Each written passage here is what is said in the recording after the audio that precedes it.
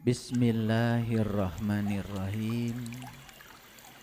Assalamualaikum warahmatullahi wabarakatuh.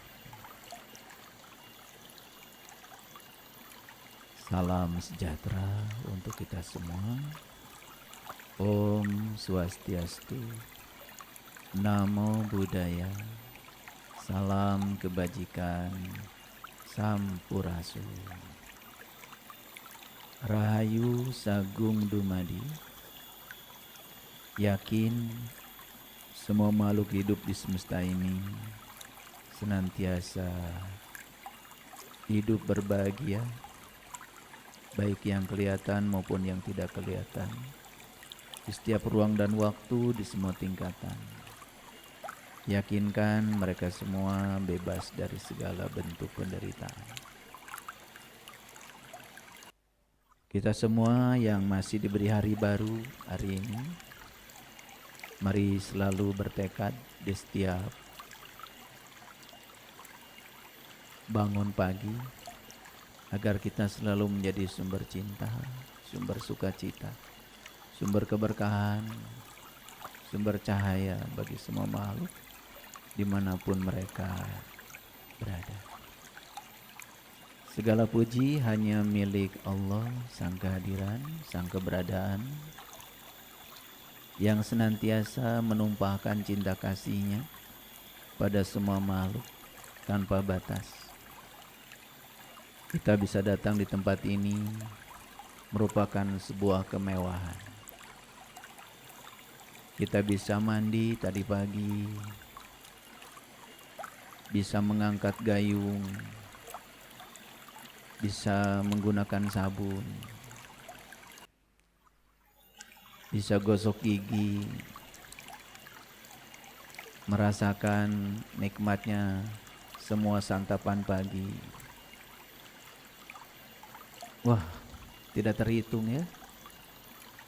Begitu besar cinta kasihnya Allah kepada kita, dan kita tidak akan merasakan semua itu kalau kita sudah berhenti bernafas. Makanya tidak ada yang lebih mewah dari nafas.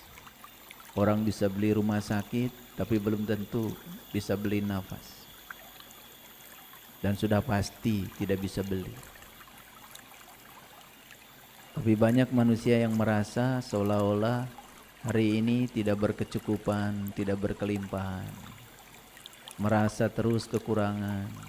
Itu karena terlalu bising pikirannya, sehingga tidak menemukan keheningan untuk selalu bersyukur atas semua cinta kasih Allah. Allah tidak pernah meninggalkan kita sedetik pun. Bahkan Dia tidak pernah tidur, tidak pernah ngantuk, senantiasa menemani kita, membersamai kita, senantiasa memenuhi semua kebutuhan-kebutuhan kita. Ingat ya, yang dipenuhi Allah bukan keinginan-keinginan kita, tapi kebutuhan-kebutuhan kita. Karena apa yang kita inginkan belum tentu yang kita butuhkan. Yang kita inginkan belum tentu yang terbaik bagi kita. Percayalah pada kebijaksanaannya, percayalah kepada cinta kasih-Nya, percayalah kepada kemahatauannya. Kalau kita percaya sama Dia, dan kita mengikuti aliran kehidupan ini, karena tidak ada satu peristiwa, orang, wajah yang dihadirkan dalam kehidupan kita tanpa alasan. Semua hadir punya alasan. Semua yang dihadirkan semesta pasti membawa pesan buat kita. Orang, kejadian, peristiwa yang datang kepada kita diutus oleh semesta untuk menyampaikan pesan. Karena dengan cara seperti itulah Allah berbicara kepada kita. Namun kita sering abai, seolah-olah semua kejadian terjadi begitu saja. Dan kita sering terucap kata-kata kebetulan. Ingat ya, dalam hidup tidak ada yang namanya kebetulan. Semua yang terjadi dalam hidup kita itu jalan dari Allah buat kita. Tangkap pesannya. Jangan menyesali keadaan. Jangan menolak walaupun itu tidak kita sukai. Karena di balik semua itu pasti ada pesan yang sangat dalam. Namun kita terkadang tidak sabar untuk menangkap pesan itu. Termasuk kita hari ini hadir di sini, judul kajiannya ini, itu semua itu adalah sinkronisasi.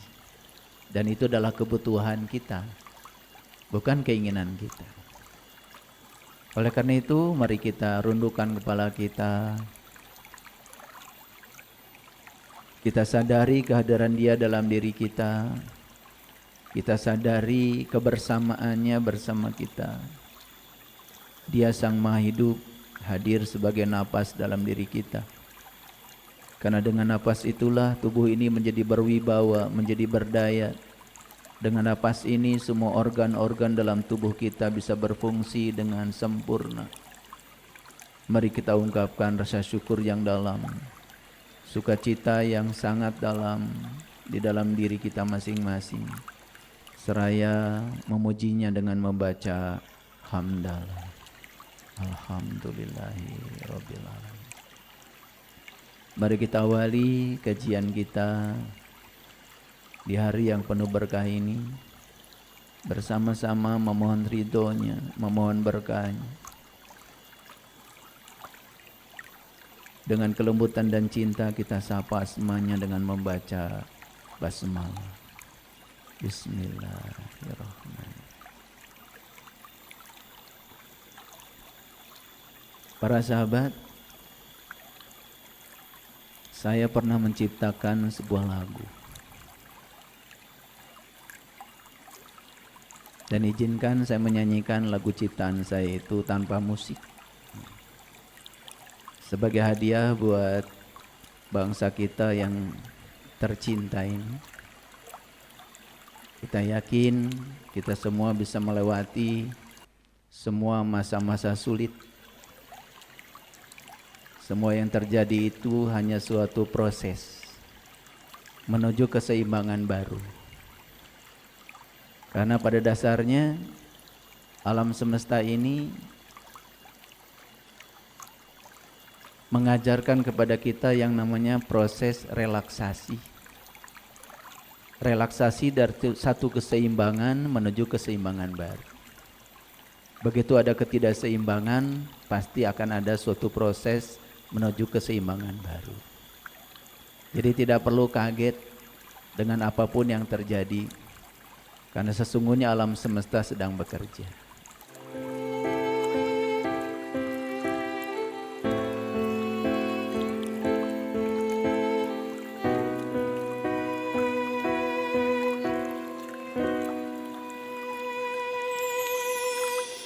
Makhluk cahaya berkarya di alam maya pada berkembang daratan raga. Berbekal daya semesta menemukan diri, mengenal ilahi Rabbi, menemukan jalan pulang, terbang melayang, menemukan tempat asal semua kejadian. Insan isbatul yakin hadir sebagai penyejuk jiwa. Insan isbatul yakin beri nafas bagi semesta. Insan isbatul yakin sebagai pelepas dahaga jiwa. Insan isbatul yakin penerang bagi kegelapan jiwa.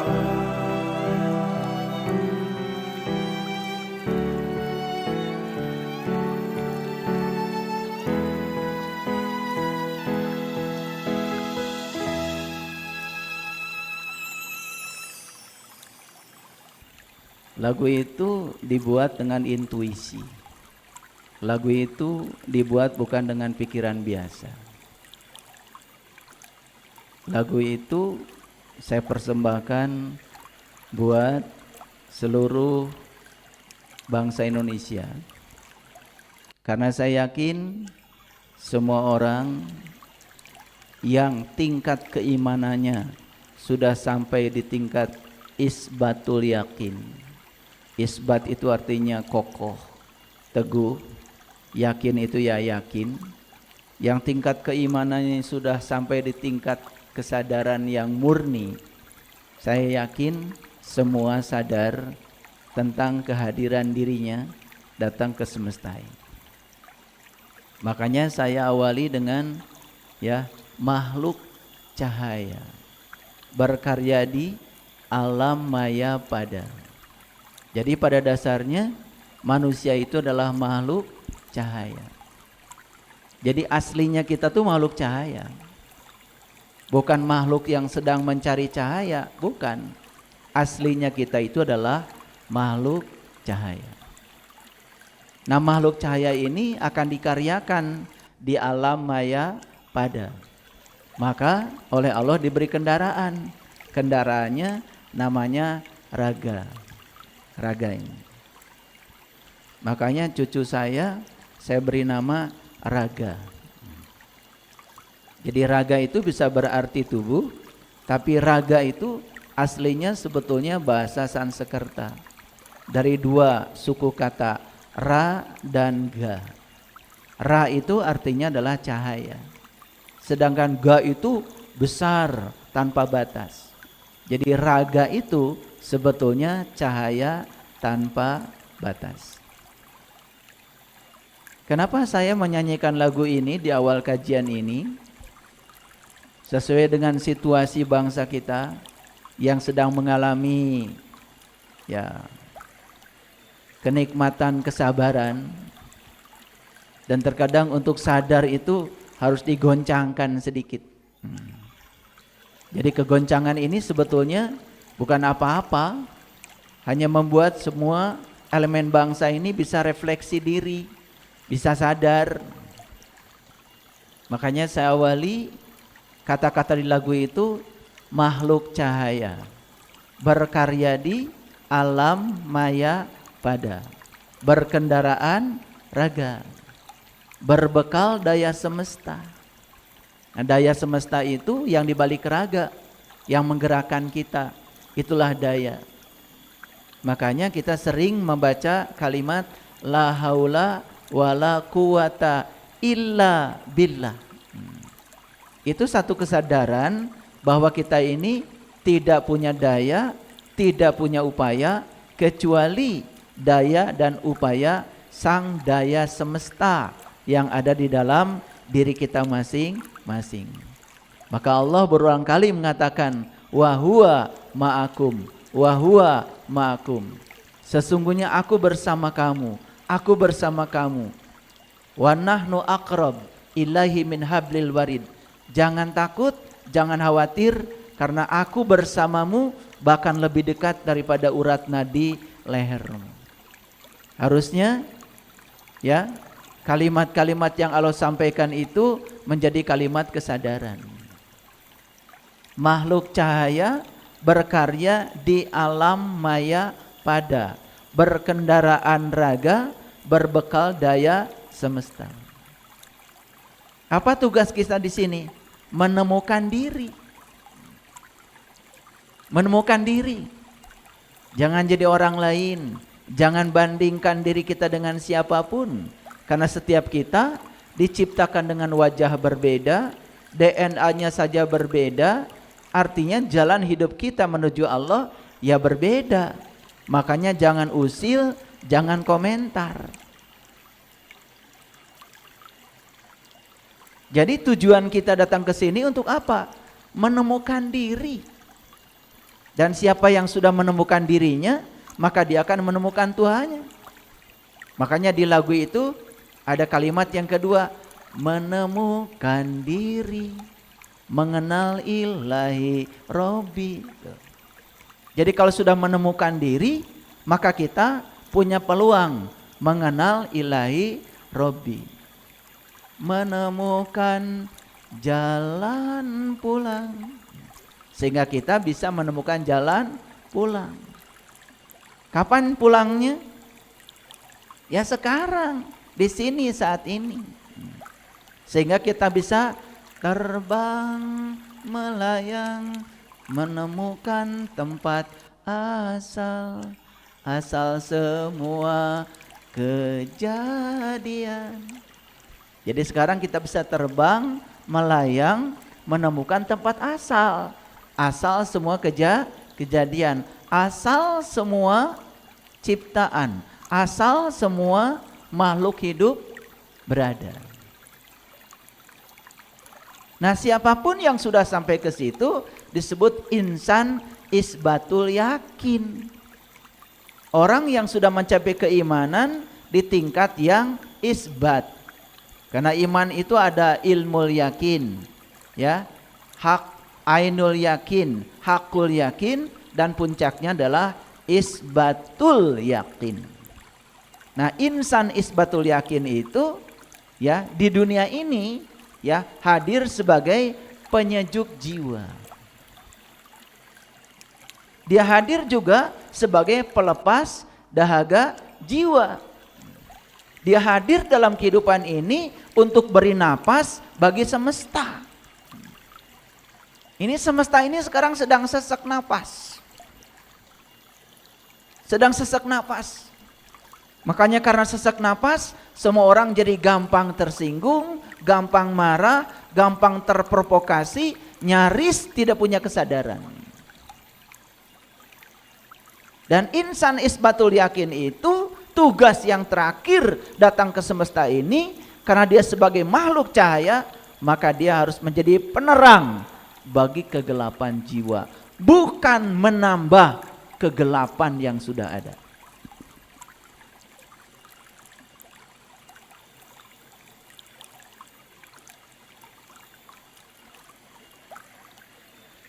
Insan isbatul yakin hadir sebagai penyejuk jiwa. Insan isbatul yakin beri napas bagi semesta. Insan isbatul yakin sebagai penyejuk dahaga jiwa. Insan isbatul yakin penerang bagi kegelapan jiwa. Nah, kalau ingin hafal lagu itu sudah saya upload di YouTube itu. Itu lagu, ya, gubahan saya pada saat saya sedang mengalami satu pengalaman spiritual, lalu ingin berbagi pengalaman itu, dan satu-satunya cara yang bisa saya komunikasikan lewat lagu. Silakan kalau mau mendengar lagu itu tinggal klik saja, ya. Judulnya Himne Isbatul Yakin. Lagu itu bukan hanya untuk komunitas kami. Lagu ini untuk seluruh manusia di dunia ini. Agar manusia di dunia ini sadar kalau dirinya makhluk cahaya, tugas dia menjadi penyejuk, ya, bagi jiwa, tugas dia hadir sebagai memberi napas bagi semesta, hadir sebagai penerang bagi kegelapan jiwa. Setuju? Oke. Nah, bagaimana kita bisa menjadi penerang bagi kegelapan jiwa kalau kitanya sendiri belum terang, ya? Bagaimana kita bisa menjadi penyejuk bagi dahaga jiwa kalau diri kitanya sendiri belum sejuk, ya? Makanya hari ini saya akan memberikan satu kajian bagaimana kita bisa menjadi penyejuk bagi dahaga jiwa.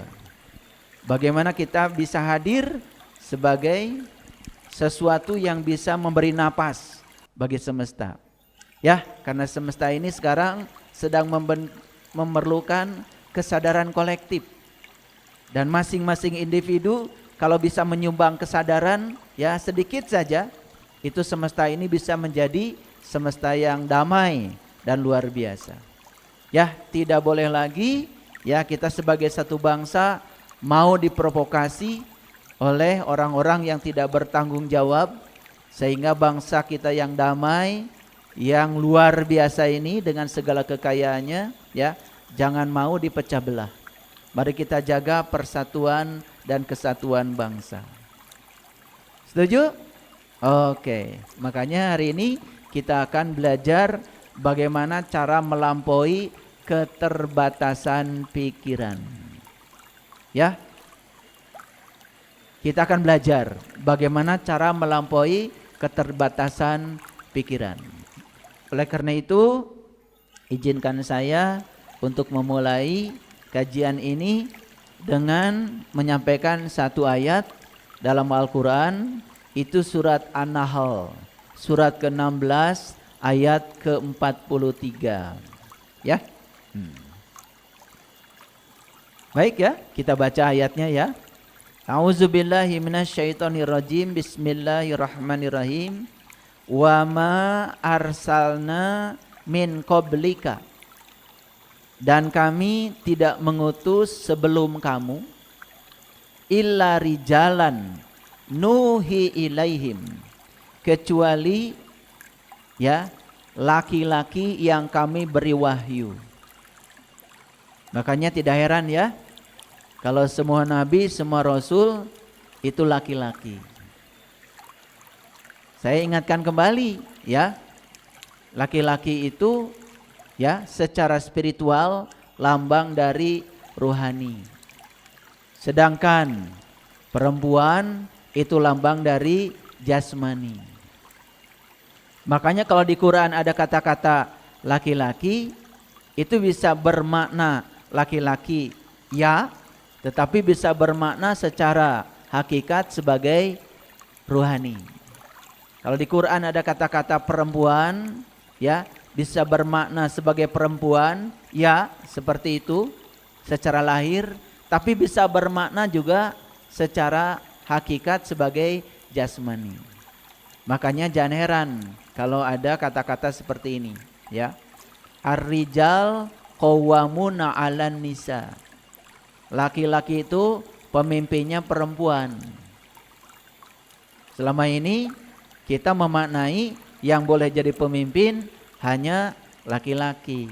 Nah, jadi terbatas. Padahal secara hakikat makna yang terdalamnya adalah ruhani itu pemimpin jasmani. Jadi ar-rijal qawwamuna 'alan nisa artinya ya, ruhani itu pemimpin jasmani.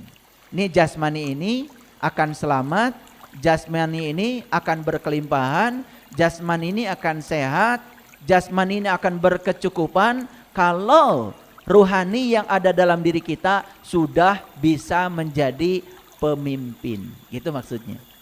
Paham ya? Jadi boleh enggak ibu-ibu jadi pemimpin? Boleh. Asal ruhaninya sudah bisa memimpin jasmaninya.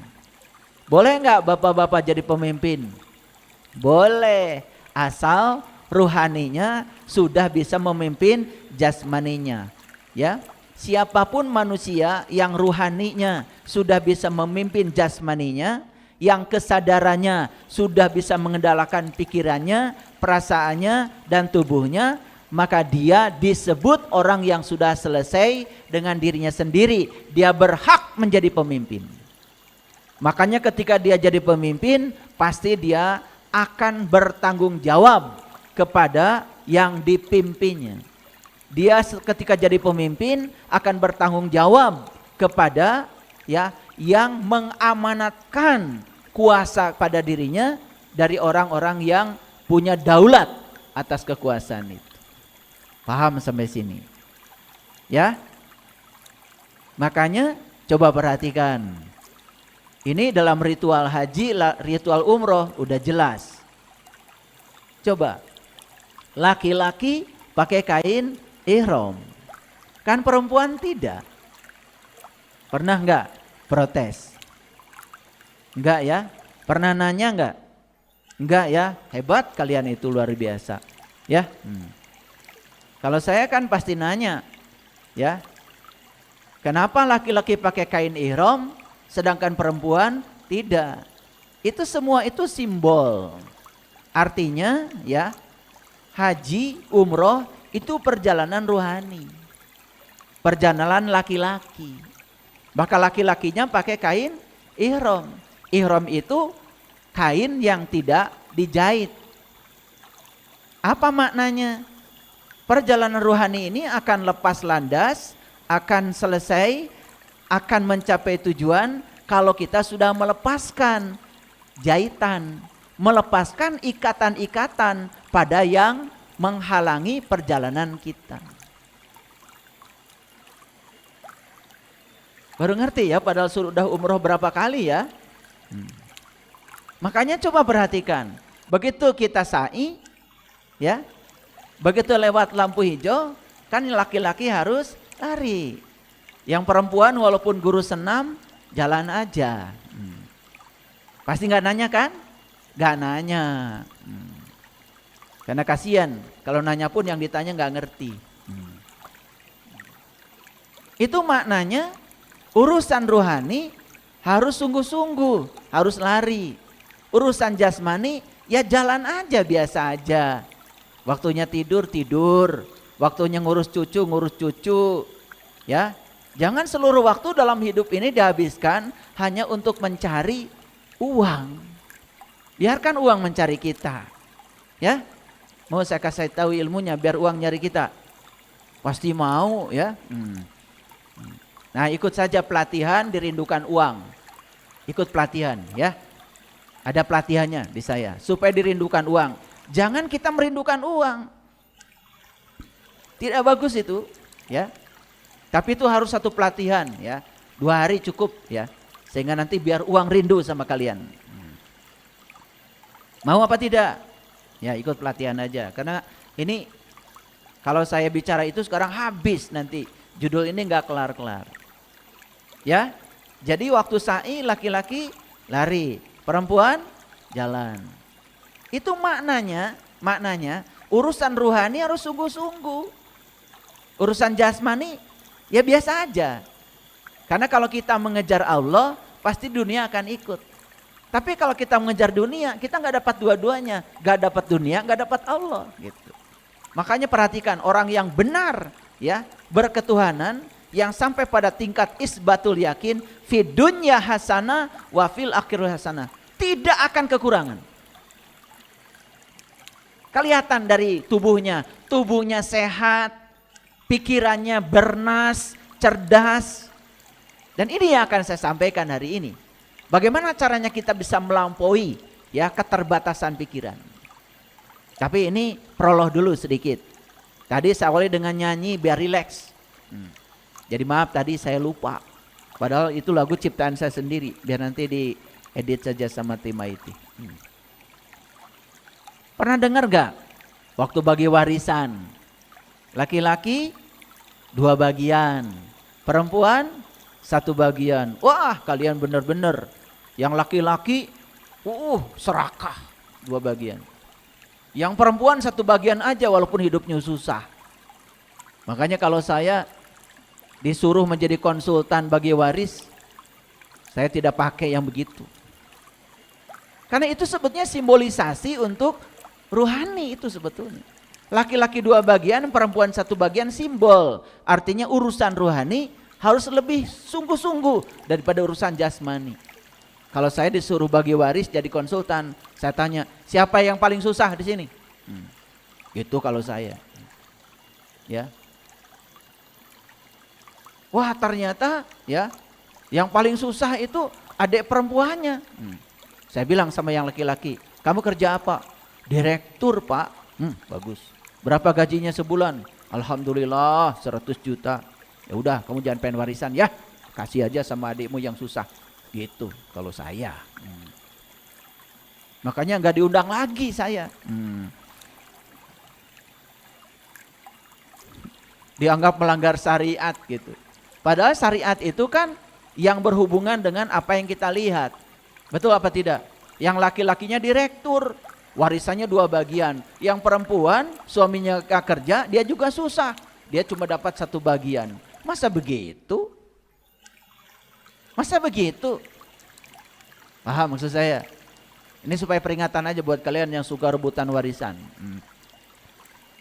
Ya, lihat yang paling susah, kasih aja semua. Ya, yang kerja gajinya berkelimpahan, ya udah jangan pengen warisan. Itu aja kok susah. Paham?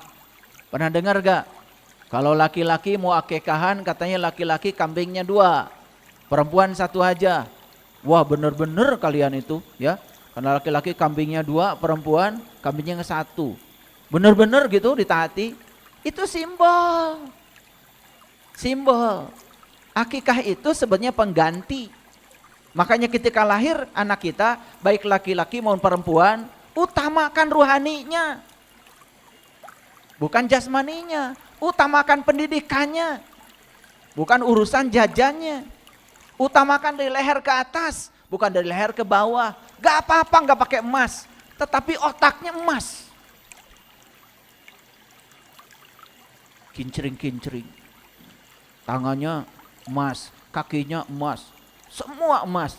Otaknya gak emas. Tidak punya masa depan. Paham maksudnya? Nah, pernah dengar gak Bapak Ibu? Katanya di neraka itu kebanyakan perempuan. Langsung percaya? Langsung percaya? Nah itu.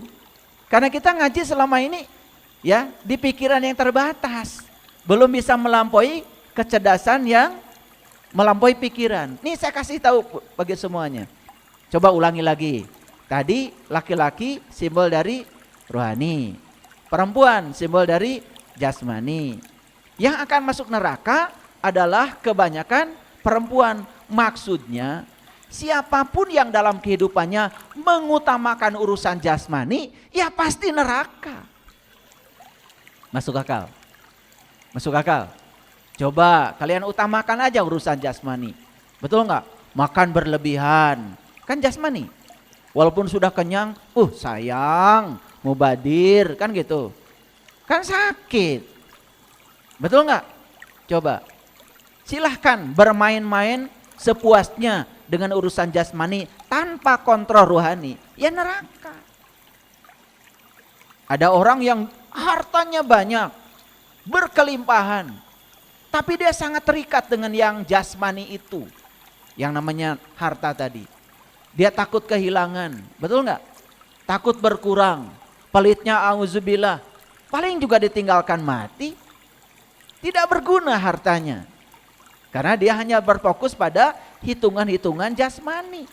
Nah, jadi di neraka itu kebanyakan perempuan, makna hakikatnya siapapun dalam hidup ini, baik laki-laki maupun perempuan, kalau hidupnya hanya mengutamakan urusan-urusan jasmani, ya pasti sengsara itu. Tidak akan bahagia.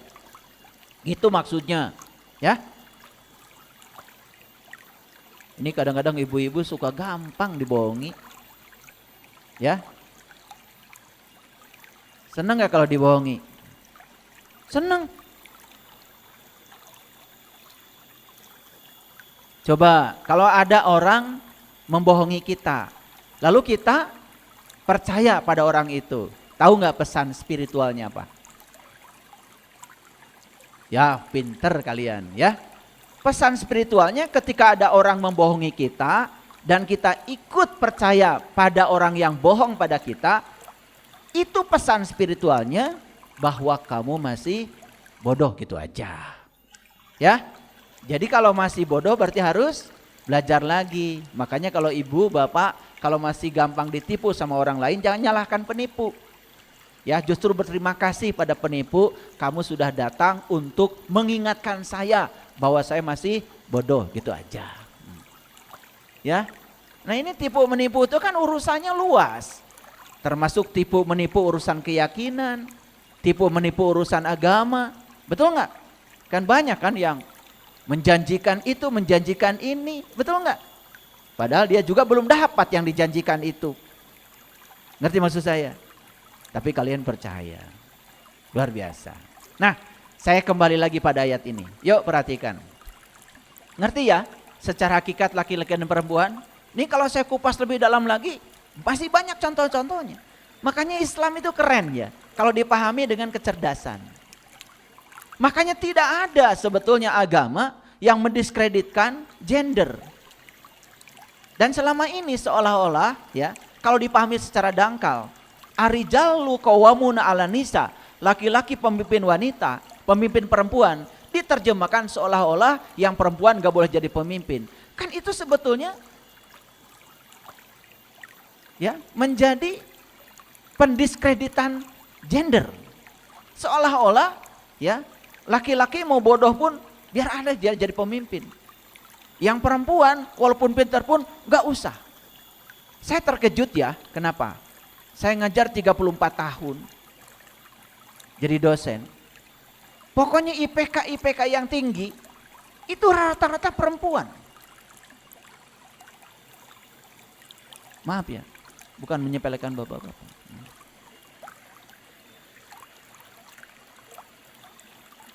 Itu fakta. Makanya saya juga kaget. Saya tanya teman-teman yang ngajar di universitas lain, apa fenomena perempuan itu lebih cerdas daripada laki-laki terjadi di universitas lain? Terjadi. Saya tanya teman-teman yang di universitas lain, bahkan di universitas terkenal, rata-rata IPK yang tinggi justru anak-anak perempuan. Anak perempuan sudah tulisannya bagus, rapi, tuntas. Yang laki-laki kadang-kadang saya periksa ujian, rusak mata saya. Iya. Saya mencoba memahami ini maksudnya tulisan apa gitu aja udah lama itu. Belum memahami kontennya. Itu pengalaman ya. Mari kita lanjutkan sini. Wa ma arsalna min qablika illa rijalan nuhi ilaihim. Dan kami tidak mengutus sebelum kamu kecuali orang laki-laki yang telah diberi wahyu. Clear ya ayat ini?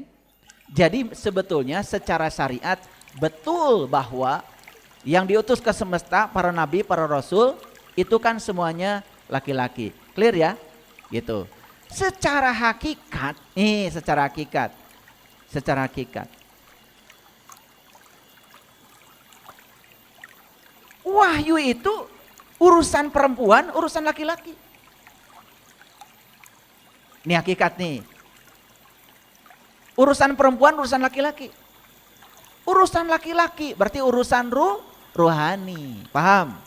Jadi ibu-ibu bisa nggak kira-kira ya memahami wahyu?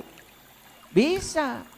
Kalau rohaninya bersih, rohaninya suci, rohaninya selaras, rohaninya harmoni. Jadi semua orang pada hakikatnya bisa menangkap getaran-getaran ilahi itu. Asal dia sadar bahwa di dalam dirinya ada satu kekuatan yang diberikan Allah ya, yaitu yang disebut dengan rohani. Oke, kalau gitu saya mau bertanya sama Bapak Ibu.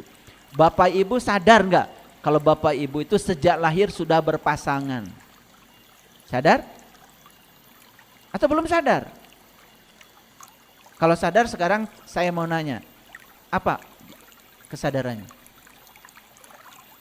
Rohani dan jasmani. Maka Allah bilang, aku ciptakan manusia berpasangan. Pasangan itu rohani dan jasmani. Selama ini pasangan itu selalu suami istri. Padahal itu kan pilihan. Betul maksud saya? Jadi Allah sudah ciptakan kita berpasangan. Oke, karena berpasangan, yuk kita sadari bahwa di balik jasmani kita ada ruhani. Jasmani terbatas, ruhani itu tanpa batas. Berarti sesungguhnya setiap manusia bisa nggak melampaui pikiran yang terbatas? Bisa. Yuk, gimana caranya? Nah, belum masuk ke cara. Lanjut dulu. Jadi yang diberi wahyu siapa? Laki-laki. Yes? Jadi wahyu urusan siapa? Urusan ruhani itu maksudnya. Paham ya? Nah sekarang wahyu itu apa? Kan kalian tahunya ada tetangga namanya Kang Wahyu. Barangnya kan gak jelas. Oke, perhatikan saya semuanya. Wahyu itu pada dasarnya adalah getaran-getaran ilahi. Ulangi, apa? Oke, saya lagi ceramah, tiba-tiba HP saya bergetar. Berarti ada apa? Ada yang masuk, bisa telepon, bisa WA, bisa video, bisa email, bisa apa saja. Setuju? Oke. Nah, yang datang ke sini itu apa? Coba perhatikan. Apa yang datang ke sini itu gambar berbaris gitu? Enggak kan?